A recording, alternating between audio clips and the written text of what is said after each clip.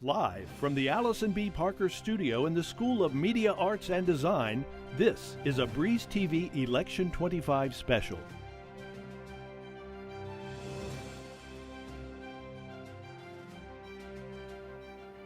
Welcome to Breeze TV's 2025 election broadcast. Thank you so much for joining us. I'm Alexa Bonilla. And I'm Olivia Williams. Tonight we will be covering the Virginia statewide candidates, Harrisonburg and Rockingham County School Board, and the Board of Supervisors. We'll also be discussing the New York mayor election and New Jersey governor.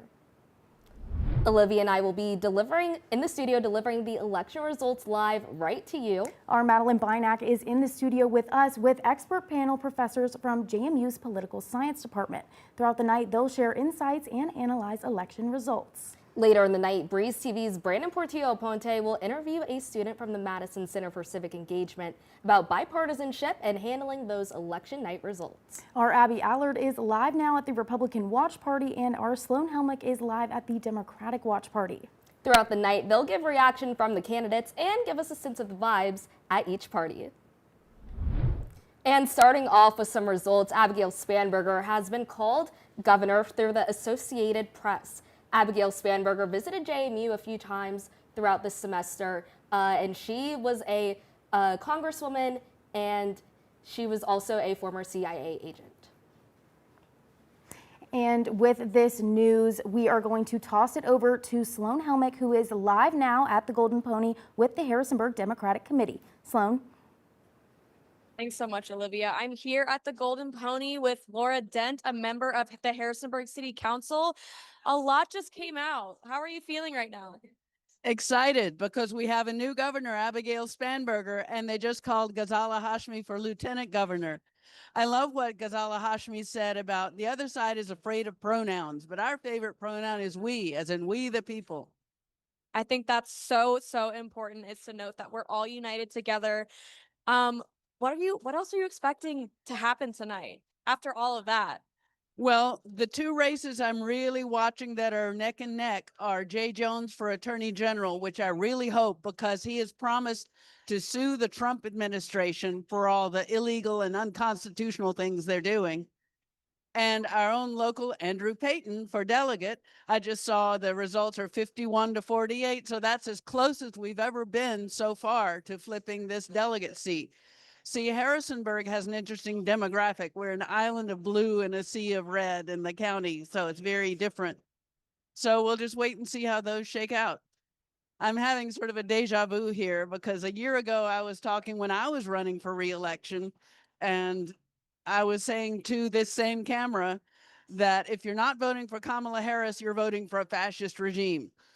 And sure enough, here we are with ICE snatching people off the streets and all sorts of unconstitutional disregard for due process and the separation of powers, that it's really scary what's going on at the national level.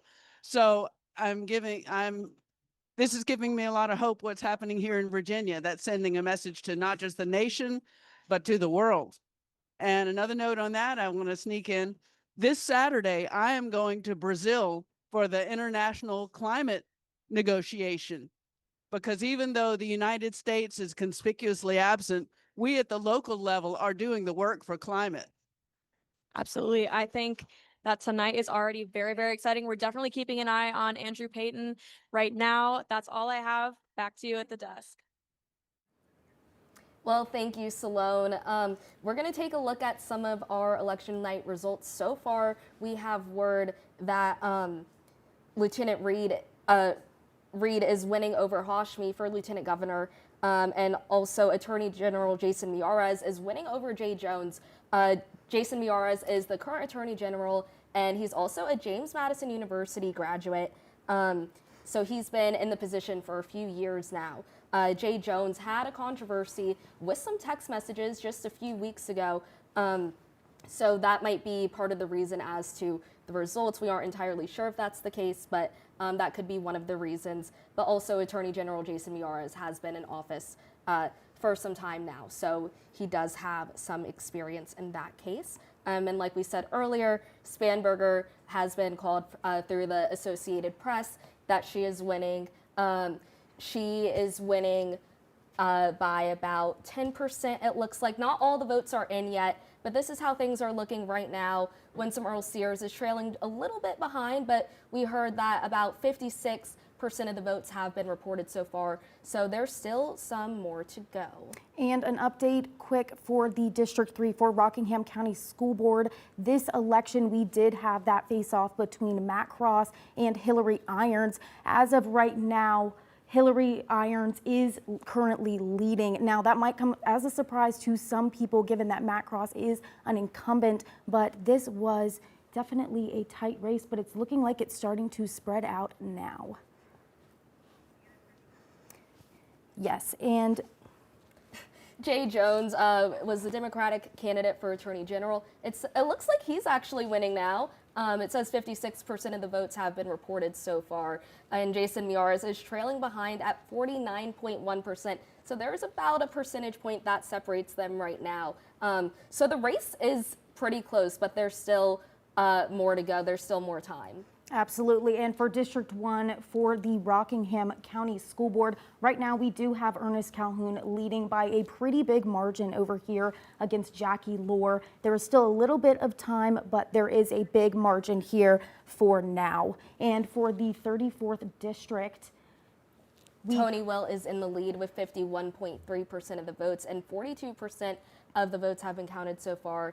Andrew Payton is trailing behind just a little bit at 48.7%. but again, this was pretty expected given that Tony Wilt has spent a good amount of time in this position, in positions similar to these. So this was pretty expected given those pre-election polls that we had. Yeah, Tony Wilt has been in office for over a decade now, and Andrew Payton is running for office for the first time.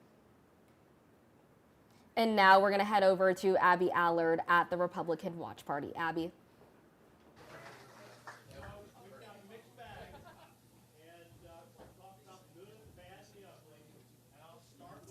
I'm with Tony Wilt, who's hoping to take the 34th district seat. How are you feeling so far tonight? I'm tired. It's been a long day, but a lot of effort put in even before today, but especially today. And so, yeah, we're hopeful. We're hoping that we'll have a victory. Yeah, and, you know, we got the results that Spanberger won the gubernatorial race. You know, what are those feelings so far? Well, certainly I'm sad. I've seen what Governor Youngkin's done the last 4 years, and I was certainly hoping to see those things carry on as far as economic development, improving our schools, and you know, a myriad of things. And so it's going to be a big shoes to fill. And so I just, you know, I wonder if Spanberger's up to it. Time will tell. And are you confident in winning this race? Yes, I'm confident I'm going to win. Been a lot of hard work. I know there's been a lot of hard work on both sides, but I think we'll prevail. Well, thank you so much. Back to you all at the desk. Thanks, Abby. Our Madeline Bynack is live in the studio with a professor panel. They will be talking about these results that we have just recently received. Madeline.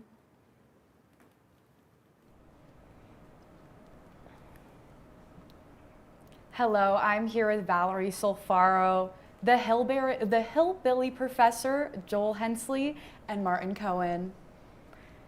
To what extent do these state-level elections like Virginia influence congressional midterms or presidential strategies?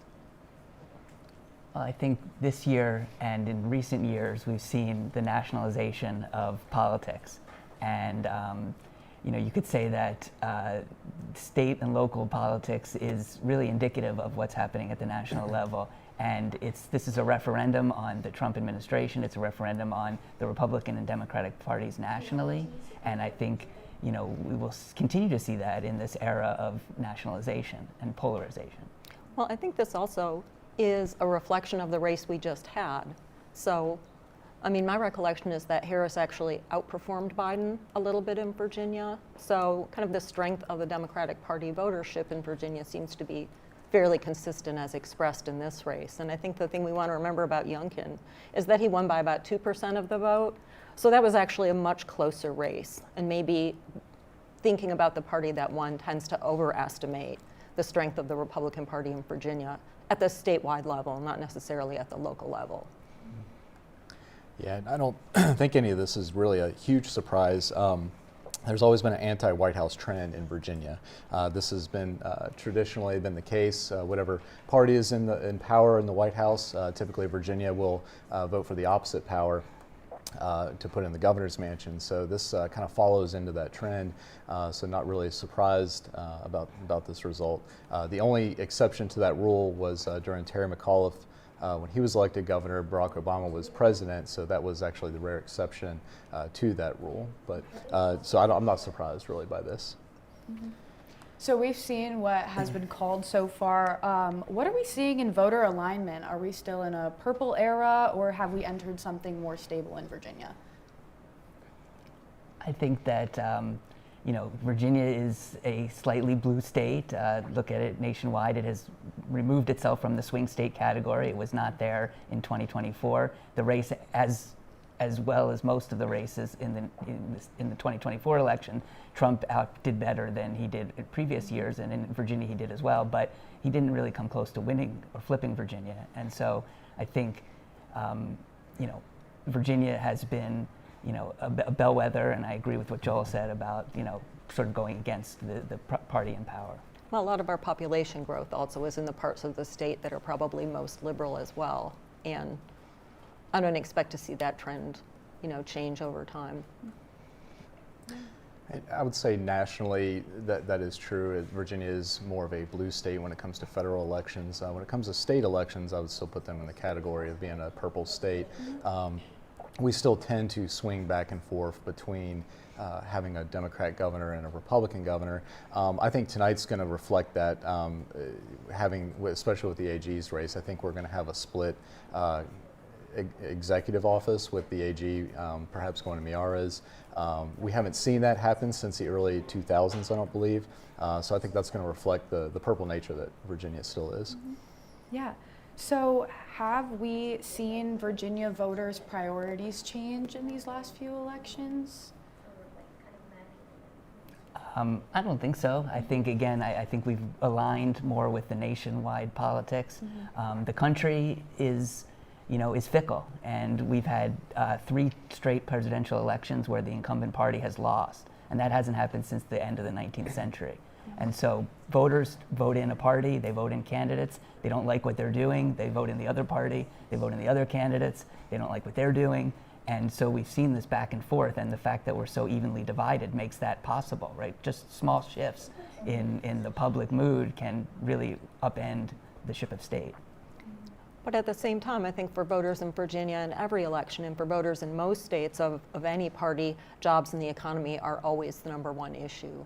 Regardless of people's partisan perception, any other issue on the agenda tends to get dwarfed by jobs. So you're right, Marty. I think that when people think the economy isn't doing well, they tend to punish the incumbent, vote in somebody else, but that the economy and jobs are still kind of at the forefront. So we might be seeing a bit of a reflection of the federal layoffs in this election also.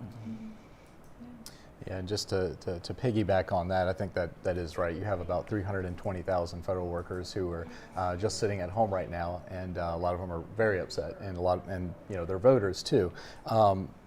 Cost of living has been an issue for several years now, and that hasn't gone away, and that hasn't really been alleviated any. So it's still one of the #1 issues, and I think this election probably reflects that. I don't think prices have gone down enough to make voters happy. So cost of living, certainly, as it usually is, was certainly one of the factors in this election as well. Mm-hmm. Yeah. So the mayor's race in New York has brought in the highest amount of voters since 2001, according to the New York Times. What does that say about voting so far? I mean, it's captured the nation's attention, and certainly in New York, it's the biggest game in town. Obviously, the mayor of New York is the central figure. And so it's interesting that you go back to 2001, and that election would have happened 2 months after the September 11th attacks, when obviously the stakes were very high for New York. And so the turnout doesn't surprise me. People are excited. You have national figures that have drummed up a lot of enthusiasm, both negative and positive, and we have 2 real, heavyweights in terms of popularity. Also a lot of voter mobilization efforts in New York, I think, compared to other years as well, and that might help explain some of it. Yeah, I mean, most of the time it's a done deal, the general Exactly. election after the Democratic primary. Yeah, and certainly having President Trump weigh in on a local race such as that too. And he's always a lightning rod, for both sides. And I think having him, tweeting about that particular race is definitely going to amp up both sides and increase the turnout to some extent. Yeah, well, he weighed in on more than one candidate in that race. He weighed in on Eric Adams and Andrew Cuomo, which probably did generate a lot more attention than would normally be occurring. Yeah, exactly. Well, thank you for sharing. Olivia and Alexa, back to you. Thanks, Madeline. Coming up next, we will be heading over to the Republican Watch Party, where Abby Allard will have a word with Hillary Irons, who is currently in the lead for District 3 School Board. And we're going to go a little further from here and look at the New Jersey governor's race. Stay tuned. The one, the only, Bojangles Cajun Filet Biscuit. Nothing compares to our signature Cajun spiced chicken breast filet on a made-from-scratch buttermilk biscuit. Bojangles Cajun Filet Biscuit is so good, we serve it all day. For a limited time, get 2 Cajun Filet Biscuits for just $5. Bojangles, it's bow time.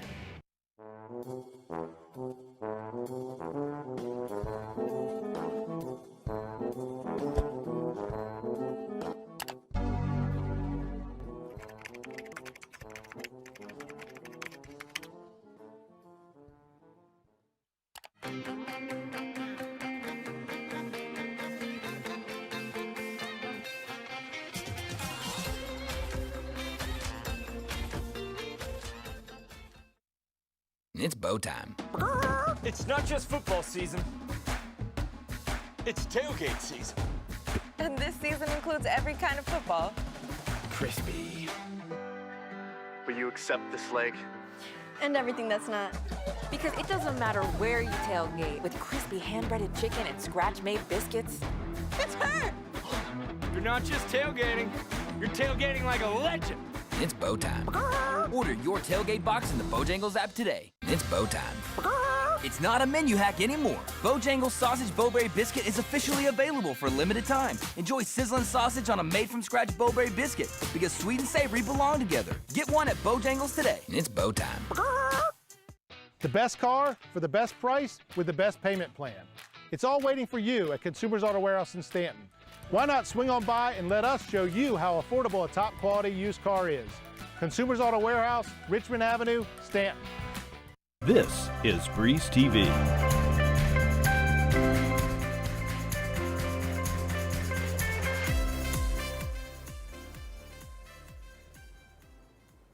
And our Abby Allard is live now at the Republican Watch Party with Hillary Irons.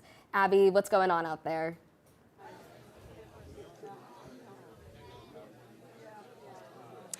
I'm with Hillary Irons, who just won the District 3 for the Rockingham School Board. How are you feeling so far? Wonderful. It feels very surreal. It's a culmination of a lot of hard work and a lot of emotion, and so I'm just grateful to be in this spot. And in January, what issues are you hoping to tackle on first? I think one of the primary jobs of a new person to the board is to get the lay of the land first, so I'd like to do that. I'd like to communicate with students, parents, teachers, families, and see where they are feeling, what they are feeling about. I know I'd like to bring cursive back as soon as possible. I'd like to get our superintendent to sign his contract so we can keep the stability in the schools, and I can't wait to just build relationships with my future board members. And you've mentioned before that you don't think that identity politics should be brought to the school board. Do you have those same feelings? Well, they are important to a point because I believe what I believe, and that doesn't change based on who supports me. But also, every single student in Rockingham County is someone's child, and every child is a treasure from the Lord, and every family deserves the care that I have to offer, whether we agree or not. And my goal always is to find places where we can come together and work from there. And so I'm looking forward to getting to know what the constituents have to say. Well, thank you so much, Hillary. Back to you, Alexa and Olivia. Thanks so much, Abby, for those updates. We're going to talk now about School Board District 3 stuff that's going on. We have some of the results that are coming in right here. Hillary Irons is leading the way at 55%, and 67% of the votes are reported so far. Incumbent Matt Cross is at 25.8%, which might be a little shocking to some people because he's been in office for a little while now. I think there are a little bit of events that have kind of led to this that we have talked about in past shows. Just some issues that he has had with some people in the community and things like that. So yes, and then here we have School Board District 1. Again, we still do have Ernest Calhoun leading by about a 6% margin. This is not a super big margin, but we are certainly getting there. And again, he is over Jackie Lohr, who is currently sitting at 47%. And now we are going to head over to the professor panel for more. So talking about school board, a lot of the issues on the table this year have been genders and gay rights and things like that. We're also going to talk about the Attorney General race. The Republicans on the ticket are saying that people of different genders should not be allowed in certain bathrooms, and that's been one of the big issues that the Republicans have been talking about. But right now, Jay Jones is still in the lead at 50.9% of the votes. And Jason Miyares is at 48.7%. We're going to toss now to our professor panel. I'm back with the professors. So, as we know, Tony Will and Andrew Payton are running for the 34th District House of Delegates. What factors are shaping that competition? Probably the way the congressional district lines are drawn, essentially. Yeah. And how have they changed? They haven't changed recently, but they've changed over the course of Wilt's career. Yeah. And what does that collaboration between local government and the General Assembly look like after elections? Is there cooperation? Well, I should probably take that one, having some experience. I know one of the important issues that was coming up this year regarding the relationship between localities and the General Assembly. A lot of localities are getting requests, special use requests and rezoning requests for industrial scale facilities such as data centers and solar panels, industrial sized solar. And a lot of localities want to remain having the authority to make those land use decisions. This particular election, one side was kind of wanting to push more alternative energy and on the localities, whereas the other side was still trying to leave the authority for that, for localities. And so I think that issue has come into play a little bit, this balance between having state level incentives and regulation, but also allowing local land use control. It's definitely become a flashpoint issue, and I'm surprised it really wasn't talked about more than it was throughout the election this year, but that's definitely been a flashpoint issue. Yeah. And we've talked about mentioning the New Jersey race right now. How does Virginia's political climate differ from a state like New Jersey? Well, New Jersey has had Democratic governors for several terms now, and that type of consistency has not been there historically. And so we would expect a closer race there, I think, after this amount of time. The campaign there has been uneven with both candidates, showing some strengths and also some weaknesses. But New Jersey, as with other states in 2024, was moved a little bit towards the Republican side, and some of the different parts of the state have definitely shown an affinity for Donald Trump and his brand of republicanism, and that has redounded to the benefit of the Republican candidate, I think. They've also, though, historically just had a larger Democratic vote share or voting population, I think, than Virginia, which is maybe what's making our elections more competitive at the local level as well. What have we seen for candidates, bringing it back to Virginia, what have we seen in candidates' campaign strategies this year that maybe differs from other years? I think that the issues. I think both parties have issues that they feel are their strength, and I think again this is set from the top from the national level. And Democrats want to talk about certain issues and don't want to talk about others. Republicans want to talk about their issues and not others. And I think it's the similar issues that we saw in the presidential campaign just a year ago. And whether it's transgender issues that the Republicans feel they're going to benefit from that subject, or immigration, illegal immigration. The Democrats want to put it on cost of living and the things that don't look good for the Republican side. So I think again, national issues sort of bleeding down into the state level has been part of this recent history. Well, and the candidates have a connection to some of the national candidates. So Abigail Spanberger was on the January 6th committee, right? And that was part of what made her more visible in Virginia, at the same time that Miyares had fairly strong Trump connections and connections to the Trump agenda too. So those connections between the candidates and national candidates, kind of going along with what Marty has said, has really tied our politics more to the national elections than we would normally expect from an odd-numbered year election, where it seems like the purpose of an odd-numbered year election is to divorce yourself from national politics, right? And we've fallen into that same pattern as every other state, where we're captured by it at this point. Yeah, I would agree with that, especially the social issues that were prevalent in the 2021 election that swept Governor Youngkin into office. They really weren't at the forefront as much this time around, and I think that negatively affected Republicans more so. In terms of local races, I think local races were trying to get back to that, especially school board races are trying to capture anger over social issues bleeding into the schools, but I don't think even locally that they were able to do that as effectively as they were in 2021. Mm-hmm.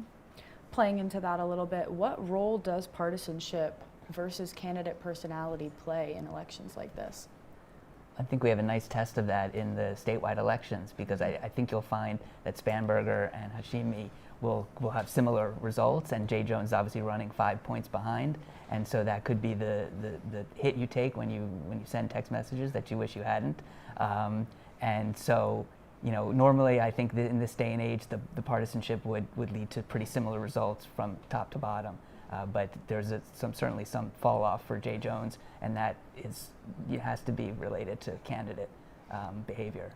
Well, the top of the GOP ticket was underperforming some of the other parts of the GOP ticket. So some of it, I think, is that the GOP just didn't pick the strongest candidate for the top of the ticket, right, and might have weakened their chances overall. Mm-hmm. That she didn't campaign with the other candidates initially. She's been behind in fundraising.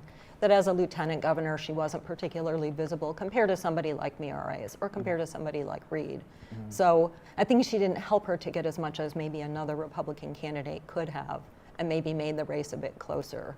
Whereas for Democrats, Spanberger was already more visible and liked within the party. Yeah, and Miyares had incumbent advantage too, running for the same office that he was already occupying, and so I think that had an effect in helping him to currently have a closer race than the other two. And of those, I can't say which one was strongest. I think in the primary there really wasn't a whole lot of competition on the side of the Republicans, and I don't know if that necessarily hurt or helped them. It's a historical race either way, and I think that's one of the great things about tonight is Virginia's going to have its first female governor, and if it was Winsome Sears, it would have been historic nationally too. So this race is very exciting and very interesting on many levels, and I don't know that aside from straight party ticket stuff, I think that was also factoring in to some extent the historical nature of it. Yeah. And we've touched on this a little bit through our conversation. It's kind of impossible not to when talking about elections like this. But what do issues like inflation, education, or abortion typically shape statewide elections like this? How do they shape statewide elections like this? I mean, I guess I'm going to take the position that people view those through a partisan lens much of the time. So people blame the other party for things that they think are going wrong and think their party would do a better job. So even though there are differences in these three races at that portion of the ticket, the differences aren't enormous, right? Most people probably did vote a straight party ticket and there may be some defections along the edges, but there also maybe was some ballot roll-off where people chose not to vote for all of the elements of the ticket, and that might have created some of the differences as well. So it's not necessarily clear that people voted for Miyares who were Democrats, right? It might have just been some Democrats opted not to vote for Jones, and that helped Miyares. In fact, it seemed like Miyares was getting better numbers than Earl Sears, but that might also be then that some people chose not to vote for the top of the ticket and voted for him. So I think unraveling that data would take more individual level data than we have access to find out how much straight party line voting there was. Yeah, I would agree. It'd be nice to have that data as a political scientist. Yeah. Yeah. What parallels do you see in Virginia's race and recent national trends in suburban voting? That's a good question. And I guess we don't have all the voting turnout information quite yet this year, but typically, I mean, the suburban areas, especially in Northern Virginia, Chesterfield, Hampton Roads area, are swinging more blue, more Democrat. I think you'll continue to see that trend in this election, but yeah, we just don't have the current figures yet for that, but I expect that to be the case. Well, often the trend is between the inner suburbs and the outer suburbs, or the exurbs, where the exurbs and the outer suburbs tend to be more conservative than inner suburbs. And the composition of inner suburbs is changing, so it's more single people, it's more ethnic diversity. And suburbanization is just continuing unabated in Virginia, so we're just having more extensive suburbanization. So I think it's just hard to classify suburbanization because it's not the 1950s, 1960s, 1970s definition of suburbs. It's become more expansive. I say driving home from DC last night and noticing how far beyond Manassas the DC suburbs seem to expand. Yeah. Well, thank you for speaking with me. Alexa and Olivia, back to you. Thanks, Madeline. We are now going to check in on Sloan Helmick, who is live now at the Harrisonburg Democratic Watch Party with Harrisonburg City School Board member Andy Cohen. Sloan.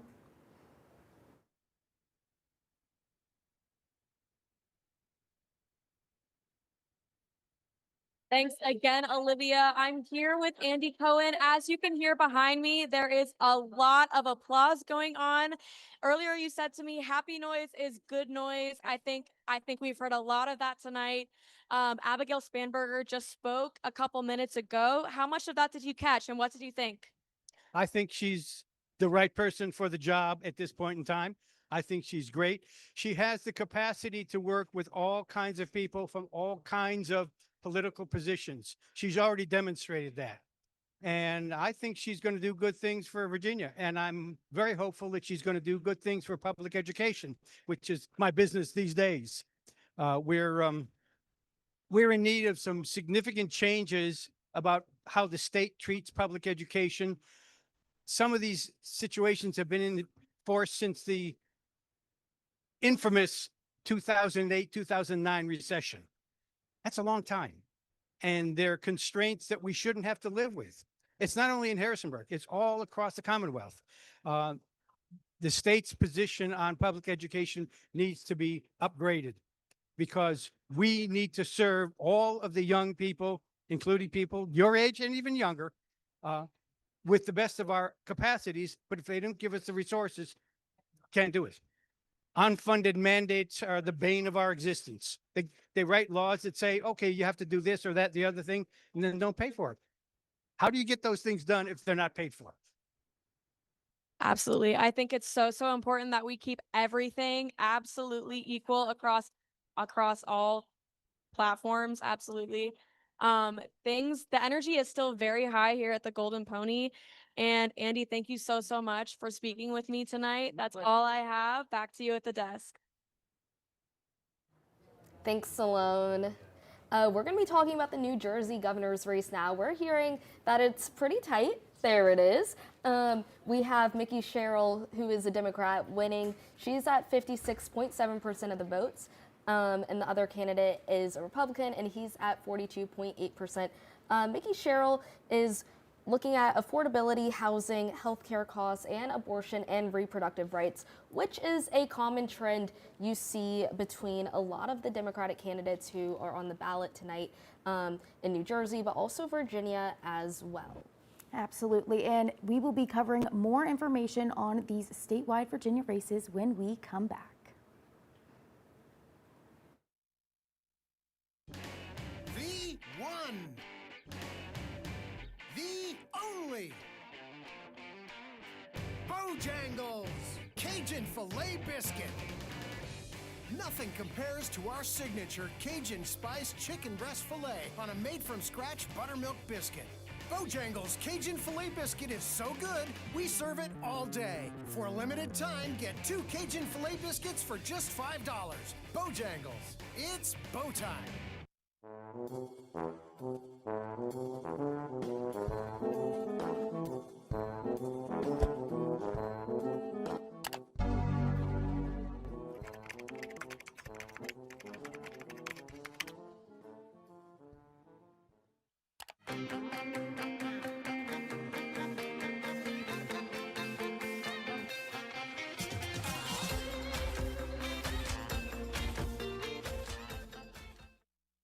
It's bow time.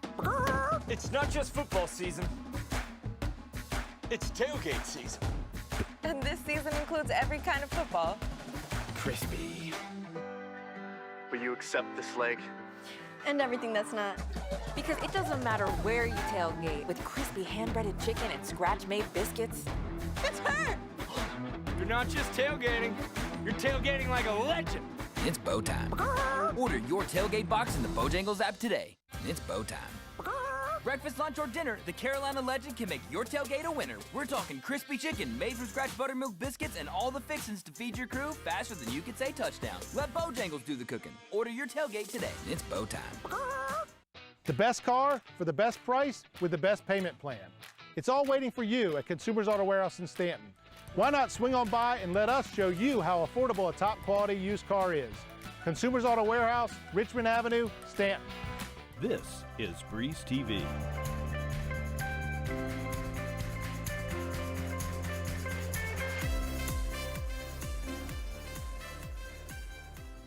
And we're going to be talking about the Virginia governor's race.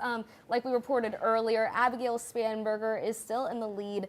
The Associated Press said, based on an exit poll, that she has won the election. She's winning with 55.5% of the votes right now. She's a Democratic candidate who is a former Central Intelligence Agency officer and also a congresswoman. We also have Winsome Earl Sears with 44.3% of the votes, and 74% of the votes have been reported right now. So that is a step up from earlier. It was about 50% when we last checked in. And now we're going to be talking about the Attorney General race. We have Jay Jones, who's a Democrat, with 50.9% of the votes, and we have Jason Miyares with 48.7% of the votes. Jason Miyares is a JMU alumnus. He's been in the Attorney General's seat for a few years now, so he has some experience under his belt. Absolutely, and now we have our lieutenant governor numbers. Right now, again, we only have 74% of those votes, but right now we do have Hashmi with 53.6 and John Reed with 46.2, so Hashmi is currently leading. Yeah, and Hashmi is a former teacher, I believe, and John Reed is actually, I believe, the first gay man to run for lieutenant governor, and also on the Republican ticket, which is quite interesting. Absolutely. And then we do have District 1 for Rockingham County School Board. So Ernest Calhoun, again, he is leading with 53%, with Jackie Lohr trailing behind him by 6% at 47%. And we are still waiting on early voting for District 1, so we'll hopefully have those results later in the night. And now we're going to head over to the Republican Watch Party to see what's going on there. How's it looking? And I'm with Ernest Calhoun, who is looking to maybe be taking Jackie Lohr's seat in District 1 for school board. How are you feeling so far? I feel good. It looks like numbers show that we've won today. 283 votes up minus early voting, but there's 1,700 early votes out there, so we don't know which way that's going to go. Traditionally, that goes the other direction. And by January, what issues, like if you were to get into the seat, what issues would you like to tackle potentially? Lots of issues, everything from continuing work with MTC. As a tradesman myself, I'd like to see that be improved and opened up to more students. Making sure that we're getting out there to help the students that need it. So whether that's more teachers' aid, more identification, more cooperation with the parents and the teachers to identify those students who need help and make sure they get it. We just need to make more reasonable accommodations and be working towards improving our students. Yeah, and what sort of accommodations do you mean? Sometimes you might need to read a paragraph that they didn't understand or read a test. A lot of times it's small things that helps kids that, some kids obviously qualify for state or federal help, but not all kids do. And sometimes just having an extra teacher aide in the room to answer a question or make sure that the student's on task and understands the directions is all it takes to make that difference. Well, thank you so much. Back to you all at the desk. Thanks, Abby. Earlier today, Breeze TV's Grace Fleshman visited different polling spots around Harrisonburg to learn more about what brought Harrisonburg citizens to the polls. Why did you come out to vote today? Because I feel like there's so much going on in the world that I can't control, and that's kind of crazy. And so if this is what I can do to make things a little bit better, then I'll do it. It's my first time voting, and I think it's really important to exercise your civic duty. I have been keeping up with the debates and just general information. Somebody campaigned to me outside of E-Hall yesterday. It's our civic responsibility to vote. I felt like as a young adult, it's really important to contribute to the democracy we live in. I'm new here, so I really wanted to make sure that I'm being represented. I think it's a right and a privilege we have, a responsibility. So I wanted to vote. Yeah, felt it's important. And if you feel comfortable sharing, who did you vote for? For governor, I voted for Abigail Spanberger. I voted blue, go Spanberger, and I voted for Jay Jones for Attorney General. I voted a Republican ticket. The Democratic Party. And what issues, coming in, did you feel really strongly about? Just more affordability in Virginia overall. I look at issues of policies towards guns. I have ambitions to be in the military, so some things like that sort of play in my mind. My dad actually works in D.C., and so kind of government jobs right now and the government shutdown. Environmental issues are important to me, and our freedom and our democracy is important to me. Well, election night results can be tricky. Our Brandon Portillo Ponte is live in the studio with a representative from the Madison Center for Civic Engagement to speak about bipartisanship and handling those election night results. Brandon. Thanks, Alexa. And I'm here with Christian Stutters, a democracy fellow for the Madison Center for Civic Engagement. Thank you so much for joining me today. Thank you. This is a group that works to promote civil discourse on campus. So that our audience becomes familiar with your work, what are some initiatives that the group has engaged in this past semester? So first of all, what we do is we do huge voting drives. I mean, what we've started, at least at the end of the semester and more towards Election Day, has been going out to different residential halls. For example, we did a couple in Bell Hall, McGraw-Long, and just recently we did one in,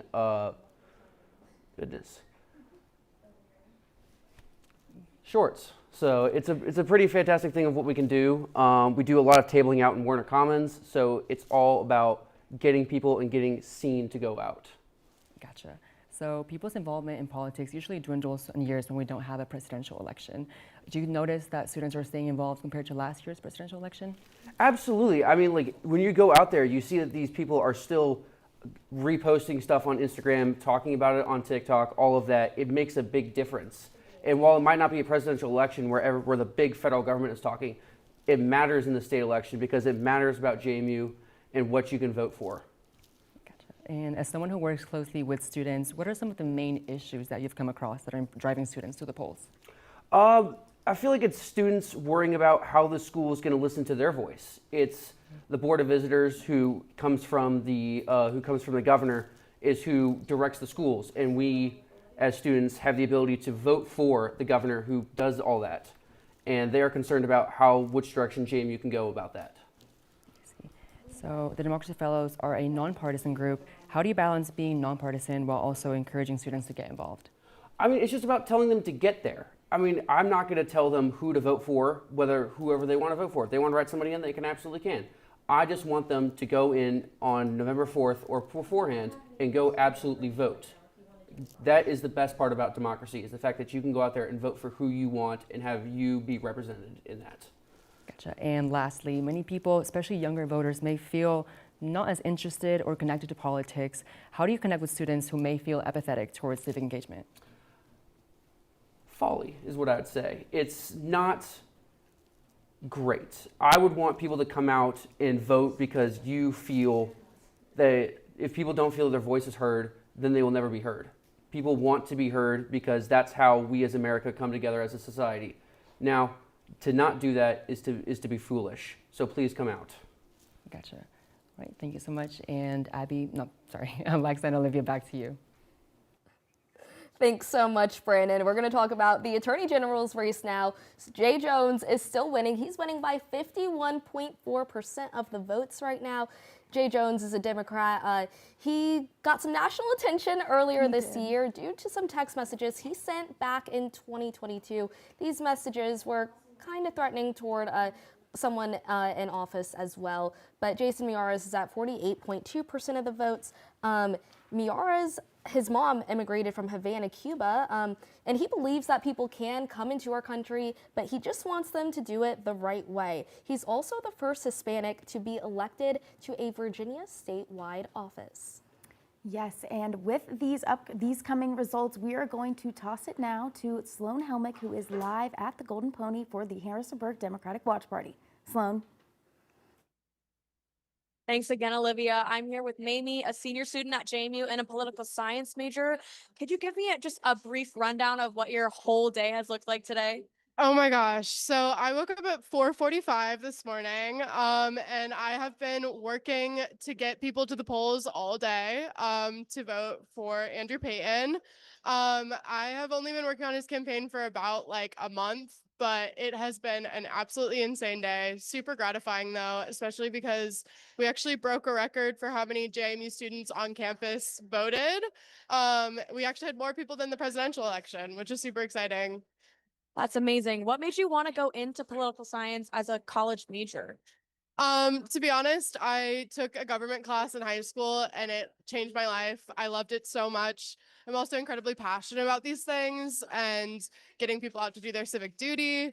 And also like, I just love having these conversations with people where we're just like talking about what we believe in and our values, and working this campaign has been incredible because of that.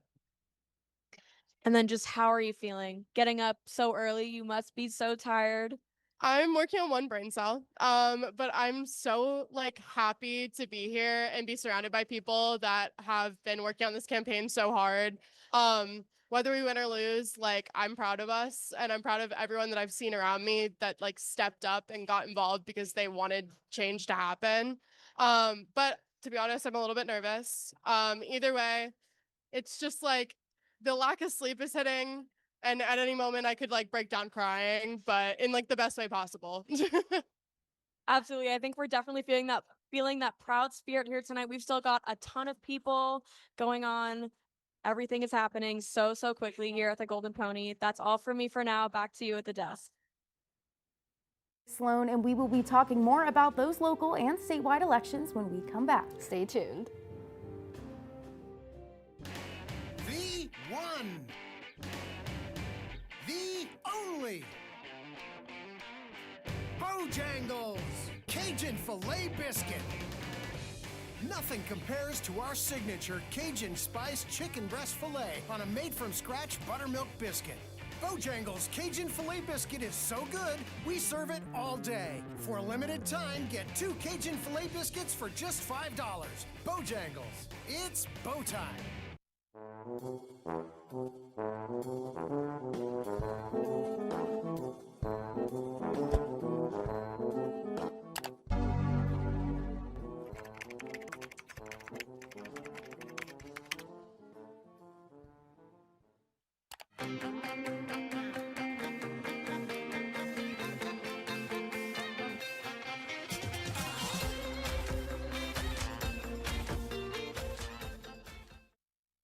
It's bow time.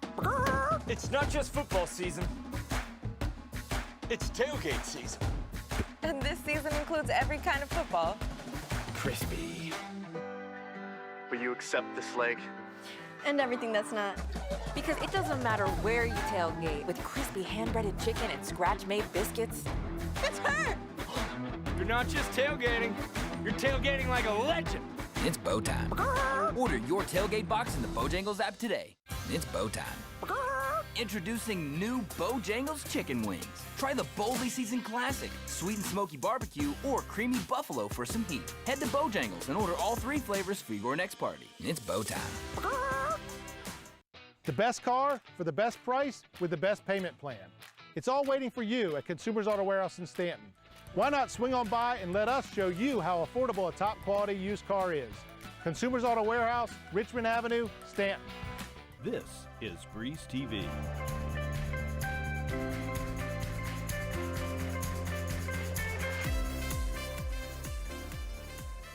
And now we have an update on the Virginia governor's race.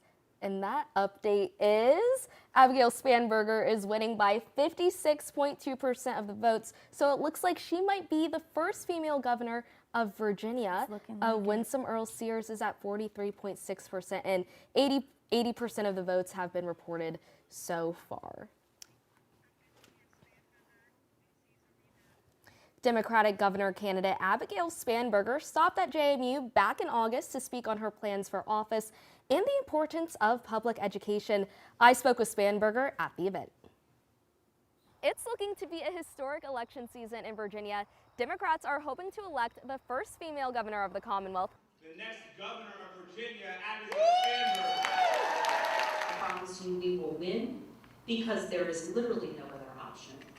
And we will win because we will outwork, we will outbelieve, we will outfight any of our opponents. Spanberger is hoping to hit every corner of the Commonwealth leading up to the election. One of her goals is to make sure Virginia residents feel their voices are heard in Richmond. You would think that a more larger candidate would be going to more areas such as Richmond, Northern Virginia, but it really shows that she does kind of care about those folks out in the valley such as us. Virginia Democrats acknowledge the battles going on within public and higher education.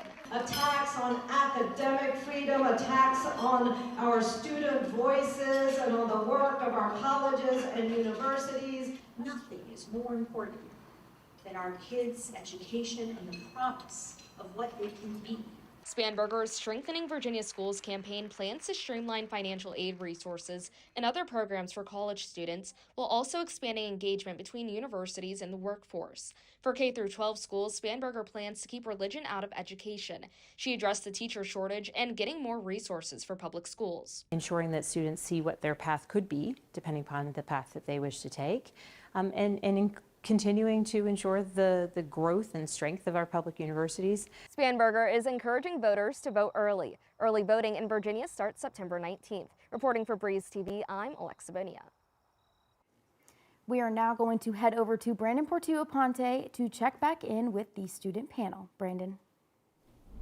Thanks, Olivia. Now, it is no secret that politics in America can be a very divisive topic. So in a polarizing time like this, like the one that we're living through right now, how do you suggest that people moderate difficult conversations with family, friends, and peers? Well, that's a good question. What you really want to do is not jump immediately off the board or off the ship. You can't sort of immediately jump in and start being really hard about the person you're talking to. They might have a different opinion. It's all about sort of trying to find a common ground. This isn't a person you can debate online who you can't see them. This is your own family members. This is somebody you see every year at the Thanksgiving dinner table. You've got to be nicer. You've got to be sincere to them. It's all about sort of that face-to-face conversation and bringing together emotional level instead of just attack. Gotcha. Those are definitely some really good tips.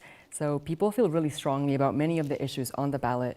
What are some strategies that can help people cope with the results of the election if it's not what they were hoping for? My advice, Brandon, is to sort of just turn off your phone at this point. It's what, 9:30 at night. You're pushing around. It's been a long day for a lot of us. I just turn off the phone and I'd go to bed. It's honestly an easier time if you give up, or at least give up on the social media instead of posting about it or being upset. Just calm down, let yourself have the night, and come back in the morning with a fresher thought. Gotcha. And lastly, are there any initiatives that the Democracy Fellows are planning for the post-election season? Absolutely. November, I think it's next week. Or no, it's November 5th, I'm sorry. At 11:30, we're having donuts with Dr. Abe Goldberg, and we're going to talk about how to go forward after this election. Gotcha. So thank you so much, Christian, for your time. And Alexa and Olivia, back to you at the desk. Thanks, Brandon, for those updates. Right now, we have some updates from the Attorney General race. 78% of the votes have been reported so far. Jay Jones is still in the lead by just a little bit with 51.4% of the votes. About the Lieutenant Governor's race, we have Ghazala Hashmi with 54.1% of the votes. She's actually the first Muslim and first South Asian American to serve in the Virginia Senate. She's focused on reproductive freedom, gun violence protection, and justice, equality, and fairness for all. And we now have an update on School Board District 3 numbers for now. It is looking like Hillary Irons is still in the lead here with 53%, and we have Lauren Mullen and Matt Cross trailing behind in the 20%.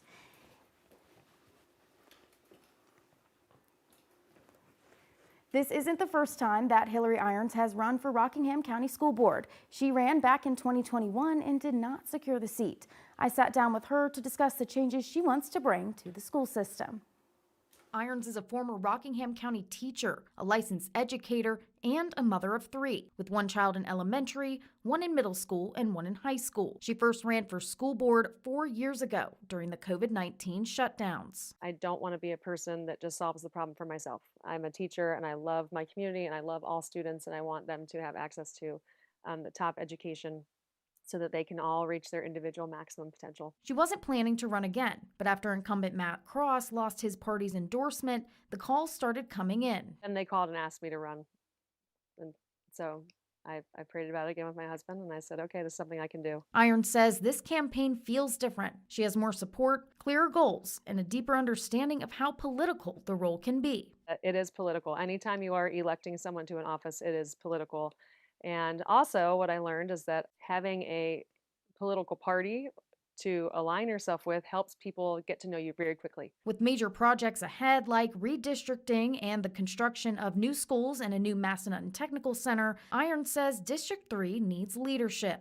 We need someone who understands how to manage money and who understands how to allocate funds responsibly and who can work with others, and that's me. When it comes to her opponent, Irons points to attendance issues and financial mismanagement and says being present is the bare minimum of the job. You can't represent or serve the county if you're not present. And additionally, our leaders are supposed to model these behaviors. How can you expect students to do that if you can't model it yourself? And now we're going to head over to the Republican Watch Party for some updates. What's going on there, Abby? Yeah, thanks, Alexa and Olivia. You know, emotions are super high right now. Things are slowly wrapping up. I spoke with many Republicans here, and they're saying that they're not really surprised that Abigail Spanberger won the governor's race. But back to you all at the desk. Thanks, Abby. And now we are going to head back over to Sloan Helmick at the Golden Pony. Sloan. Thanks so much again, Olivia. The energy is still incredible in here. Andrew Payton just walked in and he is currently speaking. As you can see behind me, there's still a very, very large crowd of people. Everything is going so well. Tonight's been a lot of fun. We're still waiting on those results for Andrew Payton to see what's going to happen there. But that's all I have really so far. Thanks so much. Back to you at the desk. Thanks, Sloan. We do have some updates for School Board District 1. Again, we still do have Ernest Calhoun leading with that 52% over Jackie Lohr, who is at that 48%. And switching now to the Virginia House of Delegates, District 34, Tony Will is at 50.6% of the votes, and Andrew Payton is at 49.4%. We hosted an event through the Madison Center for Civic Engagement where I got to sit down with each of the candidates. It was really interesting to hear each candidate's perspective because Andrew Payton is running for the first time. Meanwhile, Tony Wilt got elected in 2010 through a special election. So he's been in office for a while now. He's a lifelong resident of the Shenandoah Valley. So he is looking to have more mental health professionals in schools, and he has supported Youngkin's administration's efforts to deliver tax cuts for middle and lower income Virginians. He's looking out for small businesses too. Andrew Payton, on the other hand, is focused on making health care and housing more affordable and raising wages for Virginia workers. Andrew Payton is also lowering energy bills and protecting the environment are some of his priorities. So thank you so much for tuning into Breeze TV's 2025 election broadcast. I'm Alexa Bonilla. And I'm Olivia Williams, and we will see you next time on Breeze TV.